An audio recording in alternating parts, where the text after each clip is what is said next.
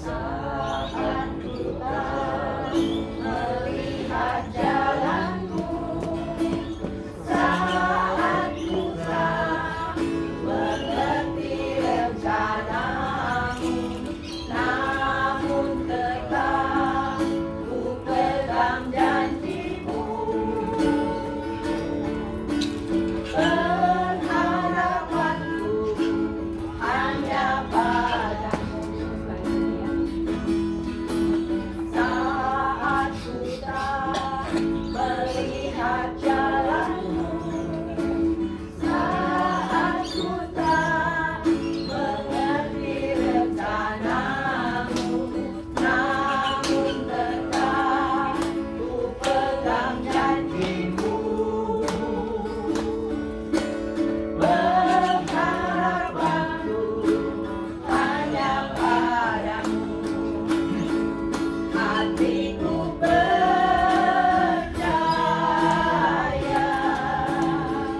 hatiku percaya,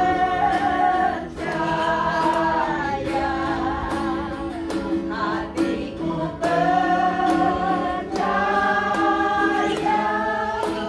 selalu ku percaya. Lord, I will trust in you. Lord, I will trust in you. Lord, I will trust in you. My heart will trust in you. Lord, I will trust in you. Lord, I will trust in you. Lord, I will trust in you. My heart will trust in you. My heart will trust in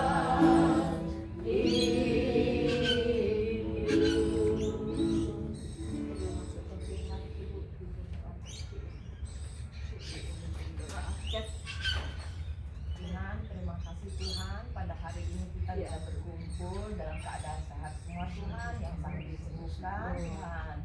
Begitu pula Tuhan, terima kasih untuk Pak Johan dan Cineke yang selalu memimpin setiap hari untuk kita bereksersis, membuat kita lebih sehat dan dapat preaching Tuhan, kita agar pemikiran kita selalu mengikuti ajaran-ajaran Tuhan. Terima kasih Tuhan atas berkat-berkat-Mu hari ini dan selama-lamanya. Amin. Amin. Pak Eri mau sharing something, yuk. Pak Eri sudah lama di sini ya. Iya Pak Eri. Lama dengar. Pak mau punya pisang di mana Bang? Oh, Bapak sih tak gitu. Bawain pisang. Pak Eri duduk tidak apa-apa Pak Eri ini capek. Bisa. Ya belajar. Kalau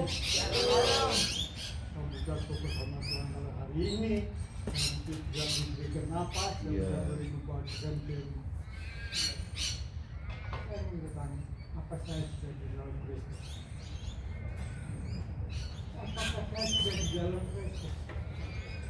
Apakah itu saya cuma KTP? Kristen tanpa apa-apa. Itu kita yang penting di dalam kehidupan ini. Kita juga punya iman seperti Kristus. Di dalam Matius 7 ayat 1, hakimilah dirimu. Periksalah dirimu kalau kamu ngomong kita di dalam Kristus. Hakimi diri periksa ngaca. Ibarat kaca ngaca, apa berapa kita dari di dalam Kristus. Matius 7 ayat 21 dan 20 sampai 23. Tidak semua orang yang memegang nama-namaku Tuhan mau mendengar, karena Tuhan lihat perbuatan kita. Ayat 22 bilang, aku sudah bikin mujizat, aku sudah bikin segala macam. Tapi Tuhan Yesus bilang, nyalah engkau. kamu telah berbuat jahat. Kenapa? Kenapa kita hendaknya? Kita nggak sadar, kita menjadi manusia sombong. Kita diberikan Tuhan mujizat, diberikan kekayaan dan segala macam. Tapi lupa Tuhan. Cuma kita pakai Tuhan tapi tidak mau dipakai Tuhan. Inilah inti di dalam itu. Makanya Tuhan marah, nyala. Kita jangan mimpi, kita tidak sadar. Kita menjadi manusia sombong. Kalau kemarin kita bicara mengenai pengemis Bartimeus, saya ambil di dalam Lukas nih 18 ayat 35-41. Siapa sih Bartimeus? Orang buta sejak lahir. Kenapa Tuhan langsung respon sama orang buta itu? Karena Tuhan melihat hati Bartimeus. Kalau saya melihat Bartimeus itu saya malu. Saya 1001 macam malu. Karena saya didatang ke Tuhan mintanya mujizat, minta berkat, minta kekayaan, minta kesembuhan. Cuma itu. Tapi Bartimeus ketemu Tuhan minta apa?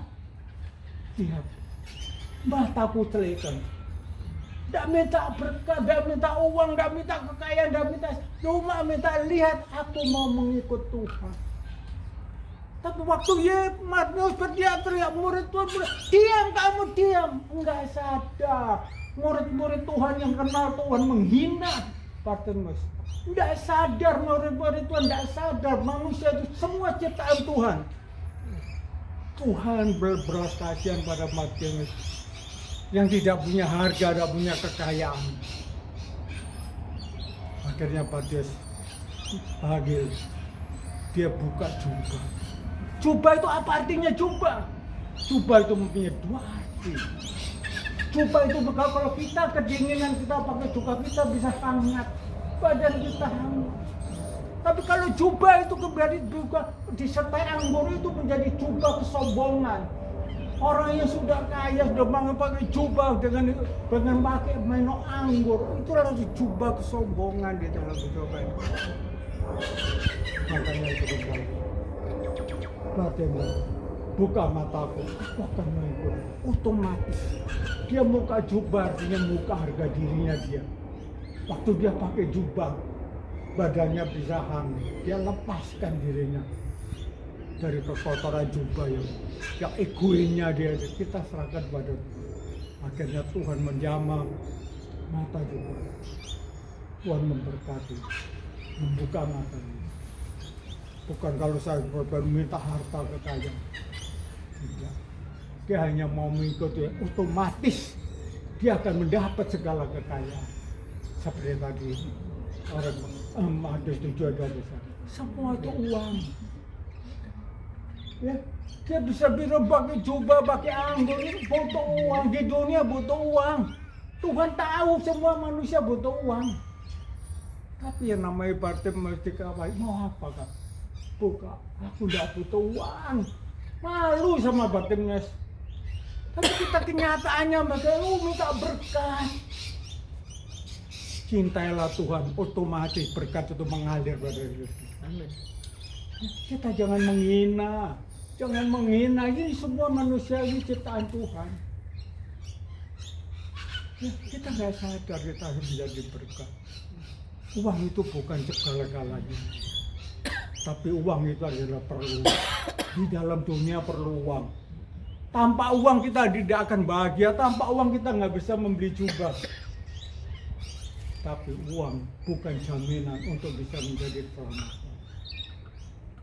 Kita lakukan dengan kita cintailah Tuhan. Ya otomatis kita akan dipelihara oleh Tuhan. Kita akan diberkati Tuhan. Tidak perlu minta berkat. Kalau kita betul mencintai Tuhan, kita perlu mencintai gerejanya kita. Ya, kalau kita ngomong cinta Tuhan tapi nggak peduli dengan gereja, oh ini gereja kecil, nggak ada hukum, kita nggak sadar menghina gereja kecil. Seperti Bartimeus, orang yang kecil yang tidak berharga, itu ibarat gereja kecil. Kita nggak merhatikan gereja kecil, kita lihat gereja besar. Kita harus sadar, kita butuh uang. Tapi Tuhan tahu, carilah Tuhan melalui uang. Uang tidak menjamin menjadi keselamatan. Tuhan tidak jamin. Saya mengucap syukur kepada Tuhan. Kalau saya baru mengucapkan syukur, saya ulang mengucapkan syukur yang perkawinan 50 tahun dan usia 80 tahun. Waktu bulan April, saya pikir kalau udah umur 80, sudah bebas dari badai. Sudah bebas bisa duduk enak-enak nongkrong.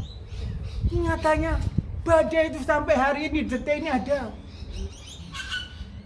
Saya setelah mengetahui buku ada badai, saya pergi ke Korea, diajak di Korea. Saya jatuh di Korea. Kamar mandi. Saya jatuh tengah malam di dalam anak saya belum tidur. Papa jatuh. Tuhan menyelamatkan saya. Ya, orang setia di dalam Tuhan, di dalam 1 Korintus 15 ayat 50. Lihatlah kamu, setialah melayani Tuhan. Jerih payamu tidak sia-sia. Ayat 57, Tuhan menolong kita, Tuhan yang menanggung kita, Tuhan yang melindungi kita. Cuma 1 kali jatuh. Saya jatuh lagi sampai bibir saya yang hancur. Tapi yang puji Tuhan gigi saya. Padahal saya mau berangkat ke Cina. Dan saya bukan sampai di situ lagi, saya jatuh lagi di Cina, hampir jatuh. Saya 3 kali saya jatuh. Makanya saya harapkan jangan main-main sama Tuhan. Allah kita ini hidup. Di Amsal 13 ayat 3, siapa yang meremehkan firman menanggung akibatnya. Siapa yang bertali firman, Tuhan akan membalas kita. Itu firman. Ada teman saya satu kampung, 2 orang jatuh di kamar mandi juga. Dioperasi kepalanya, habis ratusan juta bukan 10.000. Dua-dua lewat. Berarti uang itu tidak bisa menyelamatkan. Sekali lagi uang itu tidak bisa. Gunakan uang itu untuk kemuliaan Tuhan. Gunakan uang itu untuk memuliakan Tuhan, untuk menjadi berkat. Sakaria 8 ayat 13, kamu dulu yang terjadi kutuk, kamu akan menjadi berkat. Menjadi berkat. Tapi kembali kita rebut uang, tidak menjadi berkat. Egois. Pakai jubah, pakai anggur, hanya minum menyenangkan diri kita sendiri. Apakah itu menjadi pengikut Yesus?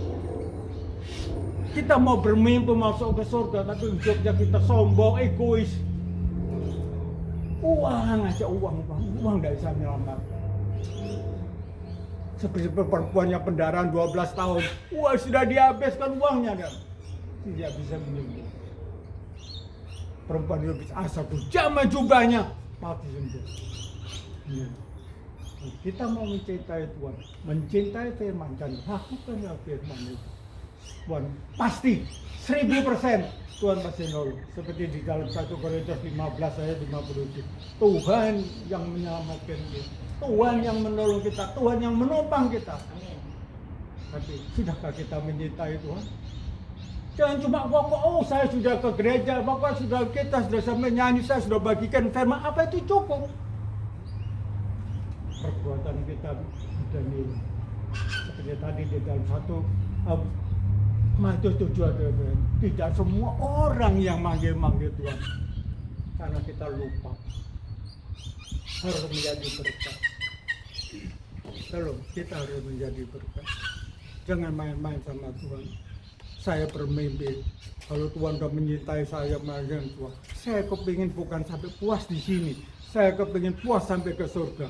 Maka itu di dalam Lukas 3 itu bertobat, dibaptis, Tuhan akan mengampuni. Kalau belum dibaptis, kalau dibaptis. Itu Lukas 3 ayat 23, bertobat, dibaptis, Tuhan akan mengampuni, jangan dikurangi. Itulah firman kehidupan. Tuhan akan memberkati kalau kita mau betul-betul mencintai Tuhan, mengasihi Tuhan, karena Allah itu kasih. Terima kasih, Tuhan berkati. Ya, kita kali satu Tuhan menopang tidak apa-apa pada dia.